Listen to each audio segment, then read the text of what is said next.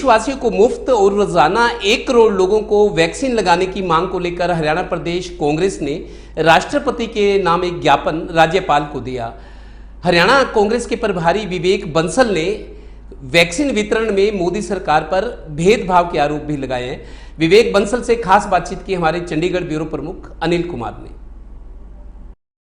कांग्रेस ने राष्ट्रपति के नाम राज्यपाल को ज्ञापन सौंपा है। इस ज्ञापन में क्या मांग की गई है, इससे मेरे साथ हैं हरियाणा कांग्रेस प्रभारी विवेक बंसल, इनसे जानते हैं। जी बंसल, देखिए, हमने जो विसंगतियां इस टीकाकरण में देखने को मिल रही हैं उसके परिप्रेक्ष्य में और संदर्भ में आदरणीय हमारे कांग्रेस के नेता राहुल गांधी जी ने समय समय पर आवाज़ उठाई है और उसी को बढ़ाते हुए हमने आज मांग रखी थी महामहिम के माध्यम से राष्ट्रपति महोदय तक ज्ञापन पहुंचाने के, जिसमें मुख्य बिंदु थे कि टीकाकरण के संदर्भ में जो इनकी समय समय पर नीति बदल रही है, कभी 60 वर्ष की, कभी 45 से 60, कभी 18 से, इसमें वर्गीकरण ना करना चाहिए। इन्हें आयु के समस्त भारतवासियों को टीकाकरण करना चाहिए और मुख्य रूप से बच्चों का मेरा को ये मानना है कि शिक्षा आधुनिक भारत में युवा पीढ़ी के लिए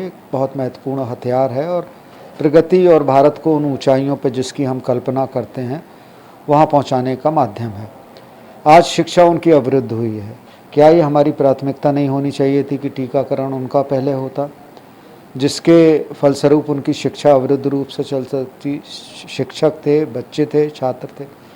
तो ये पहलू था। दूसरे जो था कि इसमें निःशुल्क सबको टीकाकरण होना चाहिए। प्रदेशों को किस तरीके से मिल रहा है, कोई उसकी नीति निर्धारण नहीं है। जनसंख्या के आधार पर है, किस आधार पर है, ये आधार ज़रूर समझ में आता है कि गैर भाजपाई राज्यों को बड़ी दुर्भावना के साथ कहिए या उनके साथ सौतेला व्यवहार किया जा रहा है। आपने जिस तरह आरोप लगाया है कि केंद्र की मोदी सरकार पक्षपात का व्यवहार कर रही है, तो एक पंजाब सरकार पर भी लग रहा है, जो कि कांग्रेस की आपकी सरकार है, कि उन्होंने वैक्सीन जो है निजी अस्पतालों में भेज दी है। मैंने तो ये कहा है कि ये नीति निर्धारण केंद्र ने ही किया था कि निजी अस्पतालों को भी के माध्यम से, जो निजी अस्पताल उस सब निजी केंद्र आपके 5000 थे जब शुरू हुए थे, अब वो मात्र 1500 रहे हैं, क्योंकि उन्हें उपलब्ध नहीं करा रहे। आपने पहले आपने उसमें स्पष्ट किया कि उनके माध्यम से भी करेंगे। फिर उसमें जो आप कह रहे हैं कि साहब वहाँ निजीकरण भी हो रहा है, तो निजीकरण भाई आपने ही तो नीति निर्धारण की है, तो उन्होंने अगर सरकार ने उसमें दिया तो उसमें आपत्ति क्यों होनी चाहिए?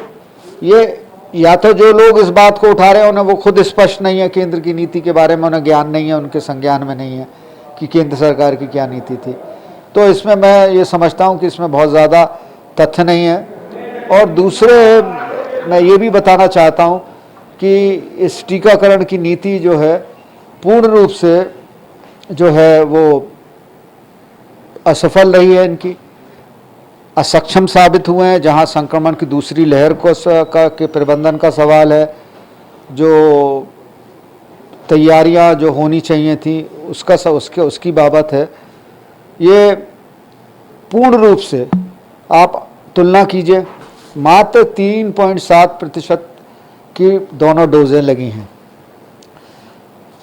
उसकी तुलना में अमेरिका का लीजिए, उसकी तुलना में ब्रिटेन का लीजिए, जहां 45-50 और हर्ड इम्यूनिटी के लिए 50% ज़रूरी है।